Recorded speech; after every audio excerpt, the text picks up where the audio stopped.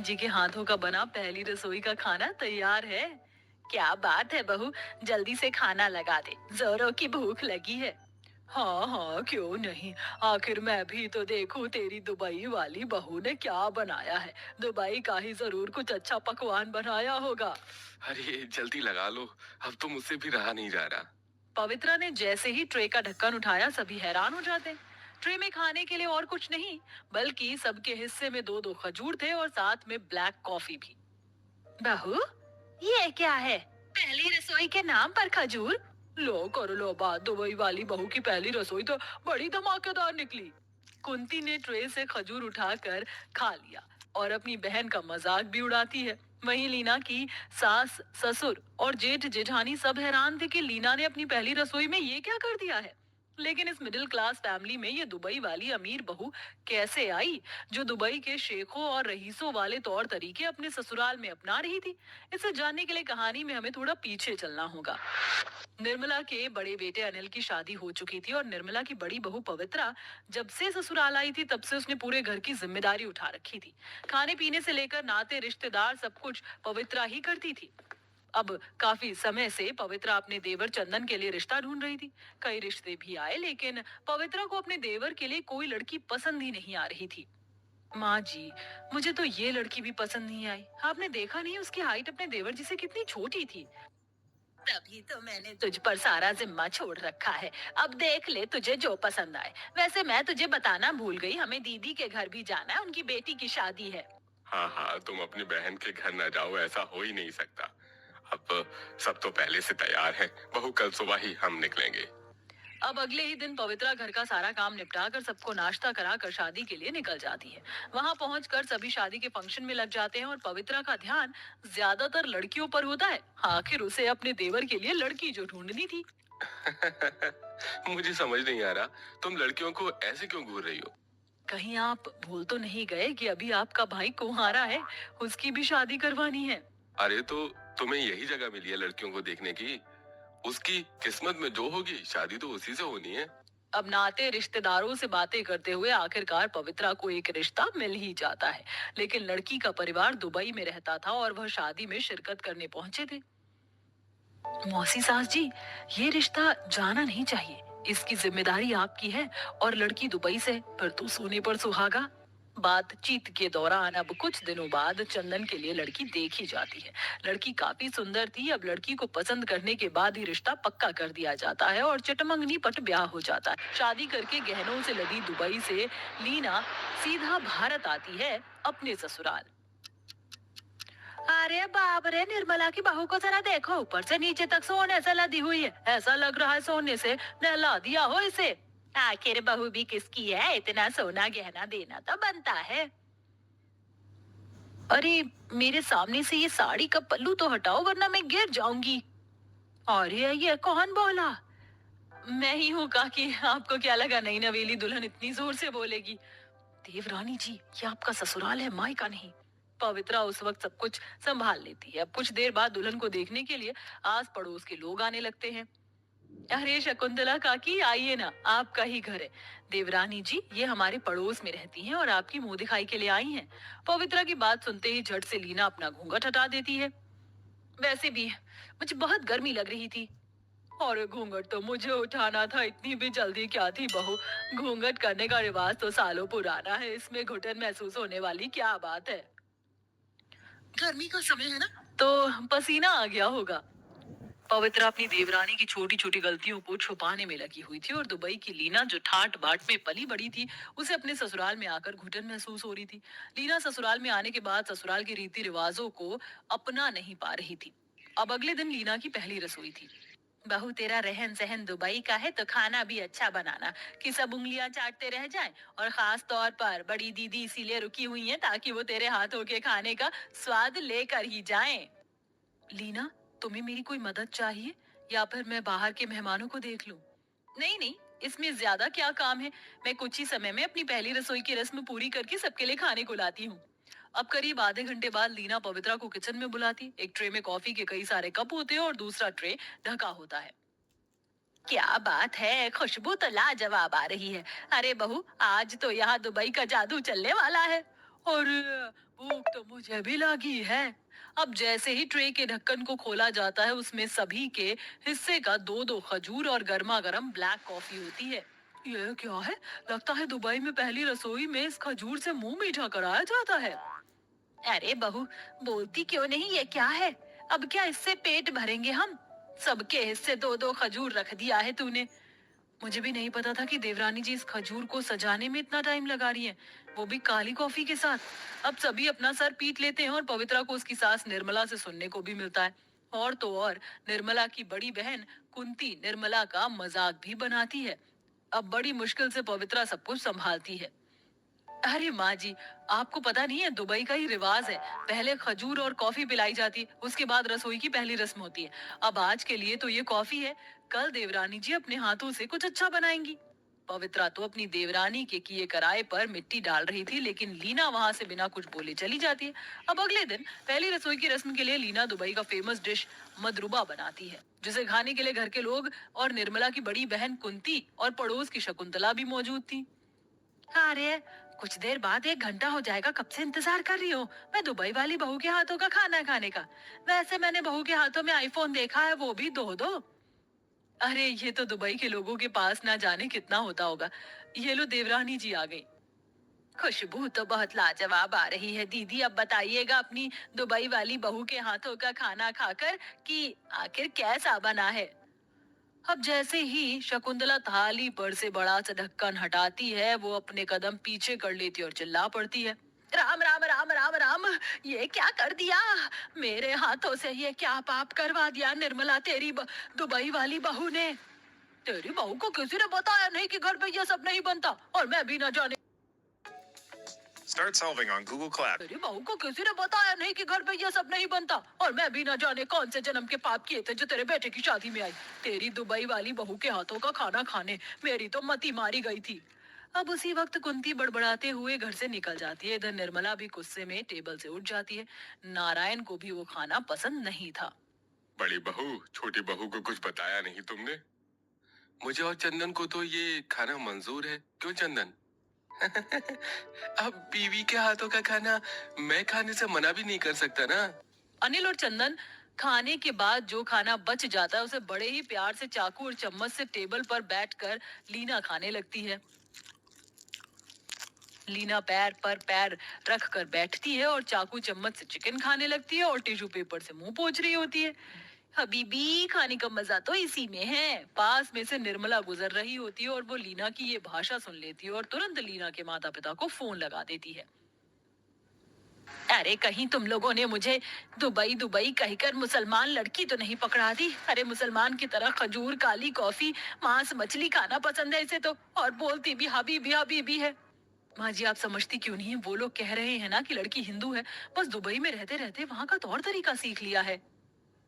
भाग्य फूटे थे मेरे, जो मुझे भी दुबई वाली बहू चाहिए थी। सोने से लद कर तो आई, लेकिन मेरे जीवन में ग्रहण लगा दिया।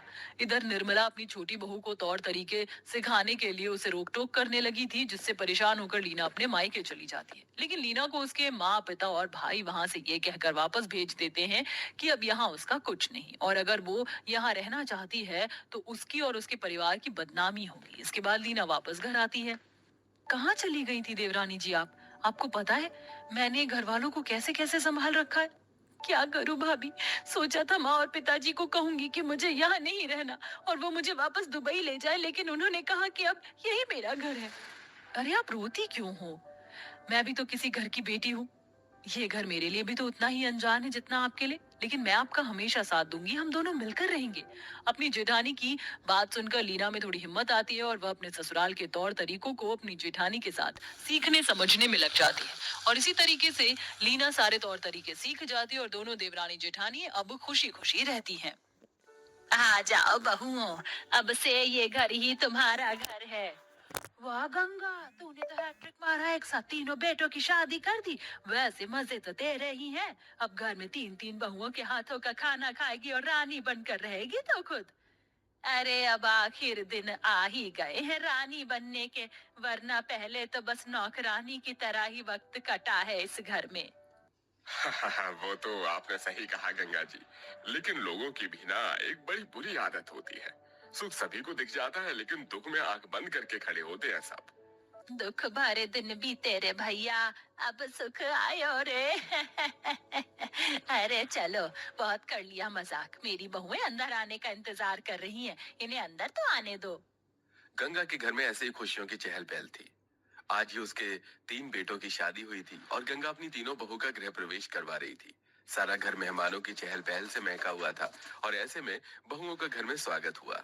कितनी प्यारी है मेरी तीनों बहुएं। बहुओं, शादी के इन रिवाजों में तुम तीनों ही थक गई होगी ना। जाओ, अब तुम जाकर आराम कर लो, कल सुबह देखेंगे अब जो भी रस्म करनी है। गंगा ने अपनी बहुओं को उनके कमरे में भेज दिया और उसी रात सभी मेहमान भी घर चले गए। अगली सुबह आज बहुओं की पहली रसोई का दिन था। क्या बात है माँ जी, अभी कल तक तो घर में बहुत ज्यादा चहल पहल थी, आज ही सभी मेहमान चले गए। हाँ बहू, वो सभी को ही कोई ना कोई काम था तो सभी चले गए। मैंने तो काफी बोला था कि बहुओं की पहली रसोई के बाद चले जाना, लेकिन कोई माना ही नहीं। अच्छा चलो, अब ये सब छोड़ो और ये बताओ कि तुम्हें कुछ बनाना भी आता है। माँ जी, ये कैसा सवाल कर दिया आपने। अरे मैं तो अपनी माँ की बेस्ट शेफ हूँ, पता है। मैंने कितनी छोटी सी उम्र में नई नई रेसिपीज ट्राई करना शुरू कर दिया था। मैं मास्टर शेफ हूँ माँ जी। और माँ जी, मैं भी किसी से कम नहीं हूँ। अगर आज ही मुझे कुकिंग कंपटीशन में भेज दिया जाए ना, तो फर्स्ट प्राइज नहीं लेकर आऊंगी। और माँ जी, जब दोनों छोटी बहुएं इतनी अच्छी हैं, तो आप समझ सकती हैं कि मैं कैसी शेफ होंगी। हाँ हाँ, समझ गई। तो चलो, अब तुम तीनों जाकर अपनी पहली रसोई की रस्म कर लो। देखती हूँ कि मेरी होनहार बहुएं क्या बनाती हैं। गंगा को अपनी बहुओं से बहुत उम्मीदें थी। उन्हें पहली रसोई बनाने को लेकर गंगा आराम से सोफे पर बैठ गई। वहीं दूसरी तरफ बहुओं ने रसोई में अपना अपना काम बांटा और उन्होंने खाना बनाना शुरू किया। देखो, मैं रोटियां बना लूंगी और सब्जी और मीठा तुम डिसाइड कर लो। मीठा मैं बना लूंगी और सब्जी मैं बना लूंगी। एक एक काम बांट कर तीनों बहुएं खाना बनाने में लग गईं। सोना ने कानों में ईयरबड्स लगाए और उसने आलू की सब्जी कुकर में पकने को चढ़ा दी। वहीं मीरा ने मीठे में केक बनाने का फैसला किया और उसने केक का बड़ा ही अजीब सा बैटर बनाकर उसे ओवन में रख दिया और राखी रोटी का आटा लगा रही थी। काफी अच्छा आटा लगाया है, चलो अब जल्दी से मैं रोटी बना लेती हूँ। राखी ने ऐसे बोलकर पूरे किचन की स्लैब को साफ कर दिया। उसके बाद उसने एक ही बार में सारा आटा स्लैब पर डाला और उसे एक ही साथ बेलना शुरू कर दिया। ये क्या करी हो जेठानी जी, ये रोटी है या चादर? अपने काम से काम रखो, समझ आया? और वैसे भी ये है टाइम सेवर रोटी, एक ही बनाओ और सभी का पेट भर जाए। अब मुझे डिस्टर्ब मत करो। ओके। थप्पड़ मारूंगी साला, थप्पड़ मारूंगी, थप थप थप्पड़ मारूंगी। भाभी, भाभी, भाभी, बोलो, क्यों मुझे डिस्टर्ब किया? आपकी सब्जी में से जलने की बदबू आ रही है, इसे चेक कीजिए, नहीं तो आपको माँ जी से थप्पड़ पड़ जाएगा। हे भगवान! ऐसे ही आतंक मचाते हुए तीनों बहुओं ने अपनी पहली रसोई बनाई और अपने बनाए हुए खाने को सभी के सामने रखा। अरे वाह, देखूं तो कि क्या बनाया है मेरी बहुओं ने। हाँ हाँ गंगा, मैं भी काफी एक्साइटेड हूँ कि पहली रसोई मेरी तीन तीन बहुओं ने कैसी बनाई होगी। चलिए, तो आप ही ढक्कन खोलिए डिश का। अच्छा बहू, ये क्या बनाया है? बाबा, ये आलू की सब्जी है। बहू, ये कैसे आलू लिए थे तूने सब्जी बनाने को, जो सारी ही सब्जी काली हो गई? वो, अरे बहू, ये रोटी कैसी है, निकलती ही नहीं है। हे भगवान, ये रोटी है या चादर? राखी बहू, तूने ही बनाई थी ना रोटियां, ये क्या बना दिया है? माँ जी, ये एक ही रोटी सभी का पेट भर देगी। समय की बचत के लिए मैंने ये रोटी बनाई है। लेकिन पहली रसोई में कौन तुम्हारे सिर पर डंडा लेकर खड़ा हुआ था, जो तुमने समय की बचत की और ऐसी रोटियां बनाई? सभी घर में बस उनके बनाए खाने को देखकर हैरान ही हो रहे थे। किसी तरह सबने जली हुई सब्जी और चादर जैसी रोटी को निगला और उसके बाद बारी आई मीरा के डेजर्ट की। मैंने केक बनाया है, खाइए। लाइए, मैं काट कर देती हूँ। मीरा ने जैसे ही अपने बनाए हुए केक को बीच से काटा तो उसकी बिना पकी हुई कच्ची मैदा उसकी छुरी पर ही रह गई। मीरा, क्या ये लावा केक है? नहीं, ये कोई लावा केक वेक नहीं है, बस शायद ये बीच से कुक नहीं हो पाया। कोई नहीं, ऐसे ही खा लीजिए। सभी ने जला हुआ खाना और चादर जैसी रोटी खाने के बाद कच्चा पक्का केक खा लिया और बहुओं को सास ने उनका शगुन दे दिया। वैसे खाना शगुन देने लायक बना तो नहीं था, लेकिन रख लो। और बहू, आगे से ऐसा मजाक सा खाना मत बनाना। गंगा ने अपनी बहुओं को समझाया कि आगे से वो ऐसा खाना ना बनाए। ऐसे कुछ दिन और बीते, लेकिन हर रोज बहुएं वही चादर जैसी रोटी और जला हुआ कच्चा पक्का सा खाना ही बनाकर रख देती थी। इसीलिए एक दिन गंगा अपनी बहुओं से बोली, तुम लोगों को तो ये बात समझ ही नहीं आती। जब से मेरे घर में आई हो तब से मुझे खाने के नाम पर ना जाने क्या क्या नसीब हो रहा है। आज तुम तीनों खाना नहीं बनाओगी। हटो, खाना मैं बना लूंगी। गंगा ने ऐसे बोलकर अपनी बहुओं को रसोई से भगा दिया और उनकी जगह उसने खुद ने ही सारा खाना बनाया। "हम्म, आज का खाना तो बहुत अच्छा था, सच में। गंगा ने किसी को भी पता नहीं चलने दिया और उसने आज के दिन खुद ही सभी का पेट भरवा दिया था। ऐसे ही एक दिन गंगा के घर कुछ मेहमान आने वाले थे। गंगा ने अपनी बहुओं से मेहमान के लिए भी खाना बनाने को बोला और तब भी उन्होंने वैसा ही खाना बनाया जैसा कि वो बनाती ही थी। अरे गंगा जी, ये कैसा कच्चा पक्का खाना बनाकर रख दिया है आपकी बहुओं ने? हैं? अगर खिलाने का मन नहीं था तो बोल देती, हम घर ही नहीं आते। अरे नहीं नहीं, वो अरे ये बहुएं भी ना, इनके कोई भी बात समझ क्यों नहीं आती है। और गंगा जी जा रहे हैं हम, लेकिन एक नसीहत देना चाहूंगी। बहुओं को ना खाना बनाना और खातिरदारी सिखा दो, और नहीं आती तो हमारे घर आ जाना, पता चल जाएगा। मेहमान ऐसे ही खाने की टेबल से उठकर गंगा की बेइज्जती करते हुए चले गए। इस सब के बाद अब गंगा को अपनी बहुओं पर बहुत गुस्सा आ रहा था। उसने अपनी बहुओं को अपने पास बुलाया और बहू, आज तुम्हारी वजह से मेहमानों के जो मुंह में आया, उन्होंने मुझे वो बोला। तुम ये बताओ कि तुम्हें कोई भी बात समझ क्यों नहीं आती है। अब से तुम्हारा रसोई में जाना बंद। तुम बस घर के बाकी काम किया करोगी। रसोई और चूल्हा चौका तुम मेरे ही जिम्मे रहने दो। गंगा के आगे उसकी बहुएं कुछ भी नहीं बोली और उसी दिन से उन्होंने रसोई का रास्ता छोड़ दिया और गंगा ने रसोई में काम करना शुरू कर दिया। रोजाना बेचारी गंगा ही खाना बनाती थी और सभी को खिलाती। ऐसे ही सिलसिला जारी था कि एक दिन, राखी, जरा एक गिलास पानी। माँ, आप रसोई में क्या कर रही हो? खाना बना रही हूँ बेटा, पानी दूं क्या तुझे? लेकिन माँ, खाना आप क्यों बना रही हो? राखी, सोना और मीरा ये तीनों कहाँ हैं? बेटा, उन्हें क्या खाना बनाना आता है। रोटी के नाम पर वो चादर बना देती है, सब्जी जली हुई कच्ची पक्की सी। उनका खाना ना मैं खाना चाहती हूँ और ना ही किसी को भी खिलाना। समझा ना तू? उन्हें कुछ नहीं आता है। लेकिन माँ, आपकी कोई उम्र है ऐसे रसोई में खड़े होकर खाना बनाने की? आप उन्हें खाना बनाना सिखाइए। राखी, राखी, यहाँ आओ, रसोई में आओ और सोना और मीरा को भी लेकर आना। राखी के पति के बुलाने पर सभी बहुएं रसोई में आ गईं। जहाँ तुम्हें शर्म नहीं आती है? हाँ, तुम खुद घर में होते हुए माँ से खाना बनवाती हो।